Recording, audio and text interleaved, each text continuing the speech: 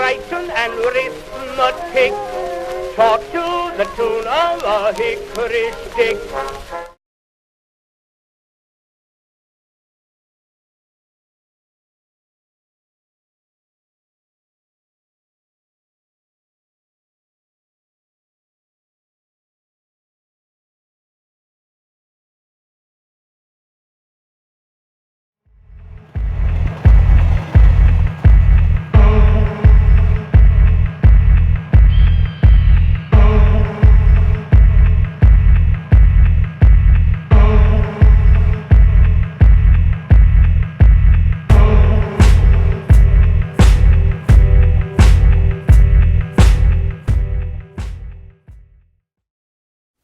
I did not want to be a teacher. There are teachers in my family. There's a lot of teachers and professors in my family. And growing up, oh, I don't want to be what they are. I wanted to do something different. So I grew up in a family that was very civic-minded and involved in community and civil rights. So that was all around me. So I was very intrigued by collective power because I'd seen it in my house. I've seen it in my family. But then I decided I really wanted to get involved in teaching because it was, at that point, more of a decision around, I had a little bit more wisdom. I was older. And it was more of a civic duty that I wanted to be involved in education as a way to provide students with an opportunity to liberate themselves, define themselves. I'm a 60s child. And so that's how I decided I wanted to be in education. My name is Maria Alvarado, and I am an administrative assistant at Barber Language Academy. Ever since I was young, I remember myself saying I want to be a teacher when I grow up. When I was young at home, I would play school. So that has always been a lifelong dream. However, being the oldest in the family and being a female, my parents would not allow me to go away to college. I just had a really, really good childhood, early childhood coming up. I also excelled academically in the elementary school level. Was in mostly all the district competitions for math, academic bowls, oratory contests, all of that.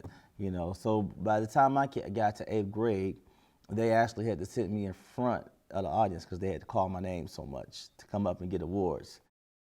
However, things started to change by the time I got to high school. I think it was due to low self-esteem, and so I was looking for attention to gain acceptance, so I wanted to fit in.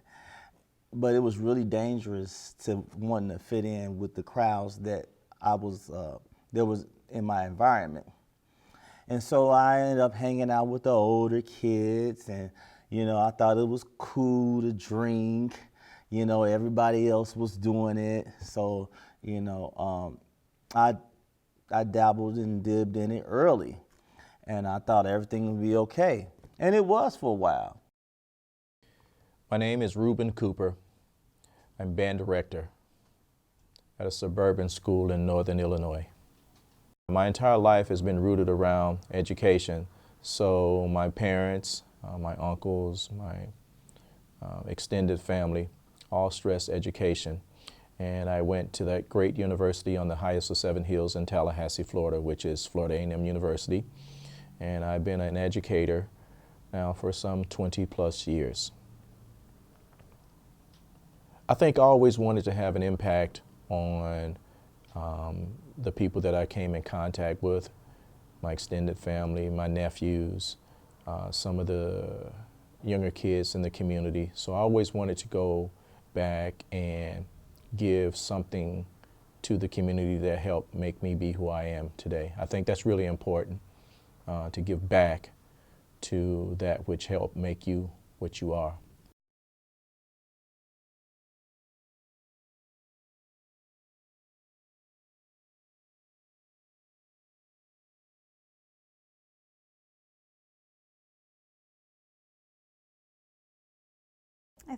I I think that it has a lot to do with even low self-esteem or just the socioeconomic background from where they come from. The expense is always talked about. How much money is it going to cost? Are we going to qualify for loans? It's a lot of money. How are you going to pay for it? What happens if you don't finish school? You're going to be left with that type of expense. Where are you going to pay for it in the end?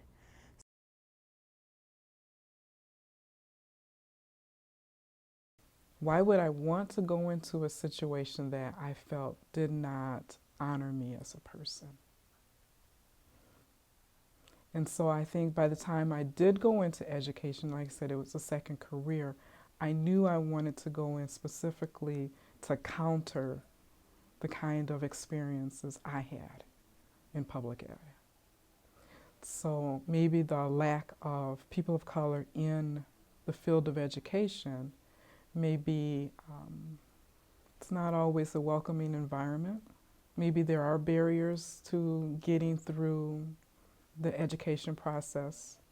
I do believe that our students of color may not be served as adequately in the public school system, and then may not be as prepared as they could be.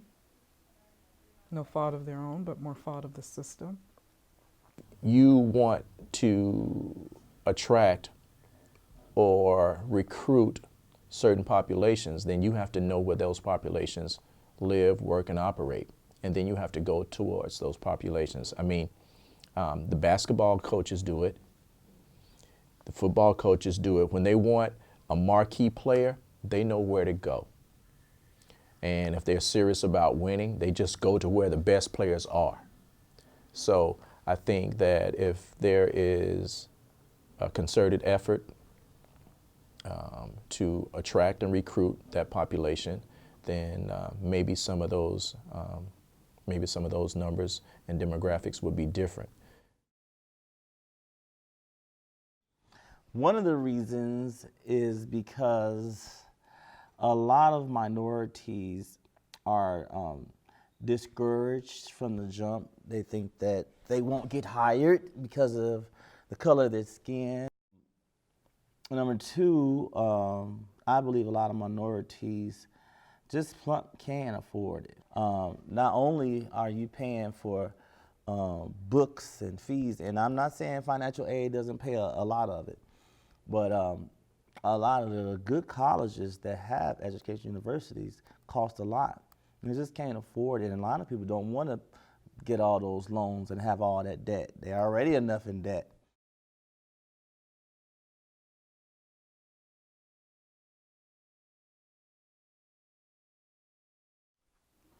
The lack of diversity in the staff, teaching staff, I believe does have an impact on our students.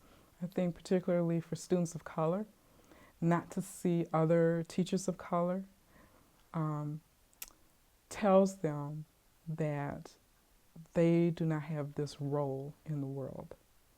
You know, so like for me growing up, what role models did I see that looked like me? And I think that helps a student understand or to broaden their possibilities. You know, we understand what we see or what we've been exposed to. And I also think that that lack of diversity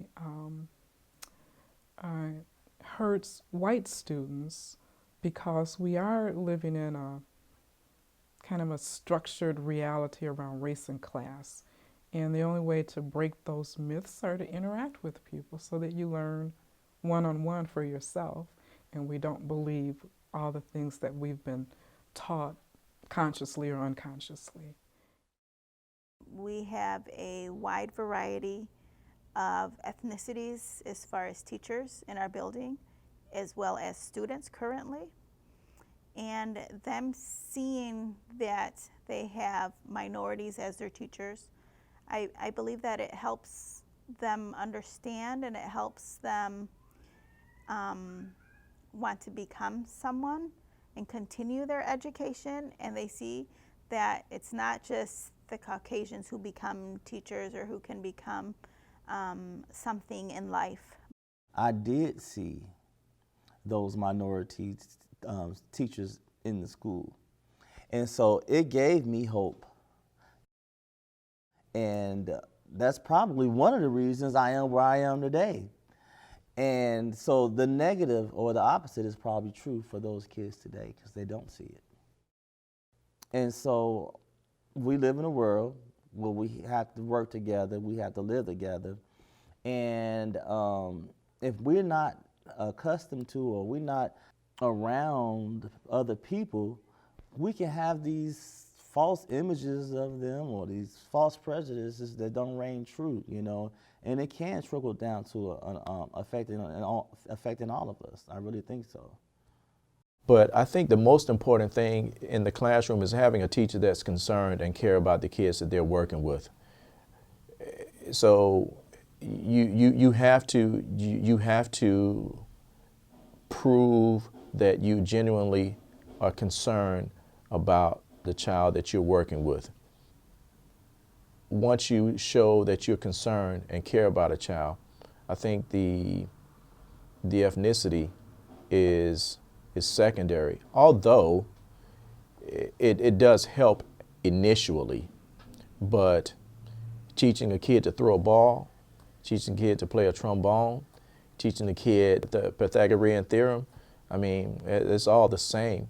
I mean, once you get to building the relationship with the child. So that's the most important thing, I think.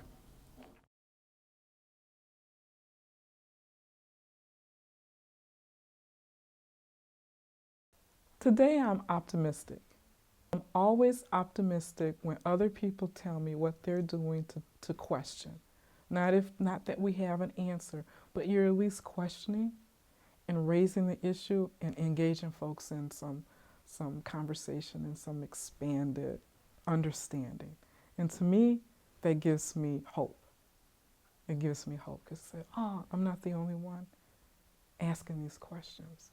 And I think if enough of us ask a question meaningfully and listen to some answers, we'll ask more questions, and at some point we may say, this system doesn't work, it's not working. What can we do differently? And really be at a place where we have the will to do it differently.